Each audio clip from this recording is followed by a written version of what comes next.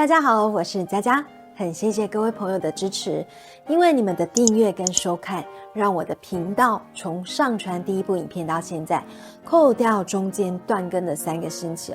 大约花了半年多一点点的时间终于达到了1000订阅真的非常非常感谢大家喜欢我的频道。虽然我的频道只有我一个人默默的做，但是呢，我会尽全力制作好每一部影片，跟我们的观众朋友一起分享。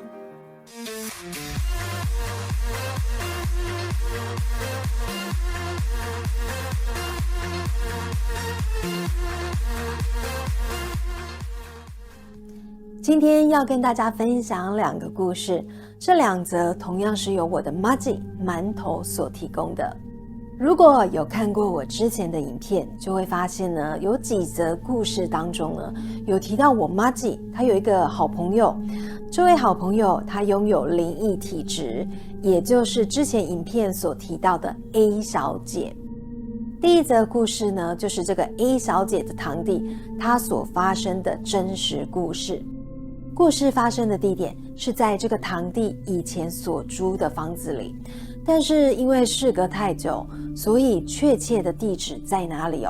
我麻吉说他真的忘记了。那为了方便叙述接下来说的内容，我将会做一些小小的调整，并且呢，以第一人称的视角来说这个故事。我是一个20几岁的单身男子，由于工作的关系加上想独立生活，所以我征求了父母的同意后，决定一个人搬到外面的房子居住，并且开启没有人管的爽日子。刚入住的时候，我非常的开心，因为终于可以离开家里，少了父母的唠叨，做什么事呢也不用担心被家人念。我觉得这样的生活真好，早知道呢，应该要早点跟父母要求搬出来自己住。由于我一个单身男子所以当初选择房子的时候，只要求出入方便，租金不贵，隔音不要太差，房子呢里面最好有一些简易的设备，这样子我入住的时候就不用再花大钱采买家具。因此看了几间房子之后，我选择了一间租金最便宜的套房。选它的理由是这里的环境不错，屋龄也不高，而且隔音也好，听不太到隔壁的声音。最主要的是听房东说这附近的房价租金都很高，但是房东说呢，知道年轻人出来工作打拼是一件非常辛苦的事，因为他也是这样子苦过来的，所以能给年轻人方便，他就尽量帮忙一些。刚好他对我的印象不错，又知道呢我才刚从家里搬出来，所以特别给我很优惠的租金。听完之后，我当下就觉得这间房子就是它了，真的是捡到宝了耶。于是二话不说，我便跟房东签约了，而且还付了2个月的押金。因为一边搬家一边工作，加上我为了省搬家费，所以呢只能利用下班的时间先回到父母家，然后把我要用的东西陆续搬到新租的套房。因为就我一个人在搬运，所以我通常是在新套房里整理到累了，我就选择睡觉休息，不然明天工作会没有精神。这间套房的隔音效果还不错，所以听不太到隔壁邻居的声音。也因为这样子呢，这间房子有什么声音其实都听得非常清楚，尤其是在晚上夜深人静的时候。刚入住的那几天因为是自己搬家，所以累了我就跑去睡觉，但常常呢会在半夜听到奇怪的声音。可是由于呢刚搬进来实在太累了，所以呢我也不想要起床去检查到底是哪里发出的声音。有一天我睡到一半，那个奇怪的声音呢又传来了。这一次因为没有像前几天那么累，所以我很仔细地听了一下，原来是水滴声。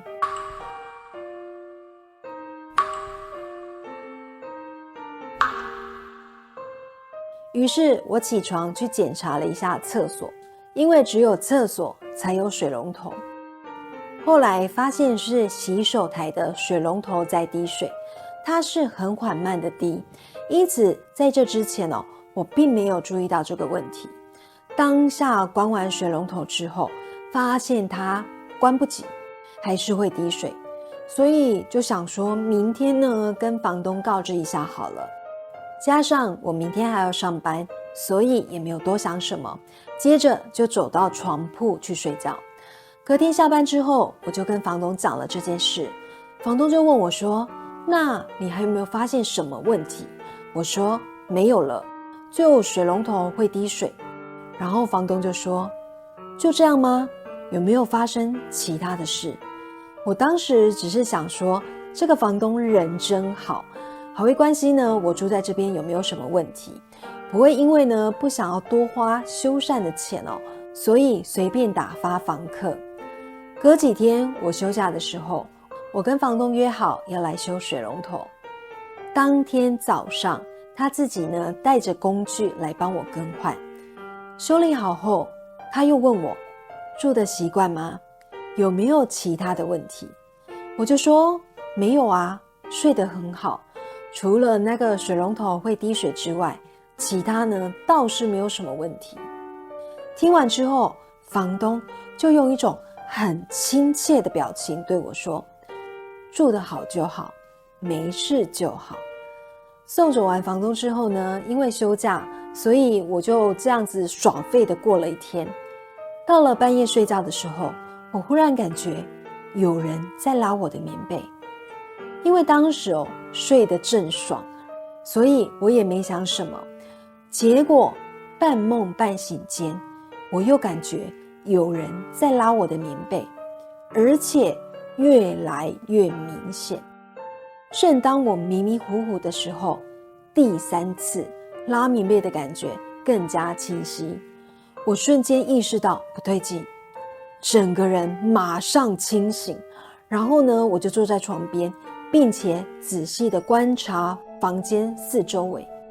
因为很恐怖，所以我很仔细的扫了一圈之后，我很清楚的看到一个老人，他背对着我蹲在床边。当我看到他的时候，我很想叫，但是我叫不出来，我也无法动，只能眼睁睁的看着他，然后全身冒冷汗，起鸡皮疙瘩，而且我还可以听到自己急促的心跳声。结果那个老人竟然慢慢的转过头来，用很冷漠的声音跟表情对我说，看什么看？当他一讲出这句话的时候，我整个吓到，马上冲出套房，一直到白天呢才敢回到租屋处，然后也立马联络房东说要退租。房东知道这件事情之后呢，也没有说什么，很爽快的就让我退租了，也把2个月的押金还给我。我事后想了想，房东应该是知道这个老阿伯的存在，所以他才会问我住的习不习惯，有没有其他的问题，还对我说没事就好。听完第一个故事之后，大家有没有觉得毛毛的感觉啊？那第二则呢，我们来一点玄幻的好了。这次的故事呢，还是跟 A 小姐有关，主角呢是 A 小姐的阿嬷。我只能说 A 小姐的故事真多。第二则故事虽然比较短，但是是有非常多人亲眼所见，而且事后呢，很多亲戚讲起这件事情的时候，每个人都觉得非常非常的神奇。A 小姐的阿嬷是一位很慈祥的老人，由于 A 小姐有灵异体质，所以她对生死这种事的理解就是人都会走到尽头，但是尽头的另一端是重新的开始。由于 A 小姐的阿嬷年纪很大了，所以走的时候很平静，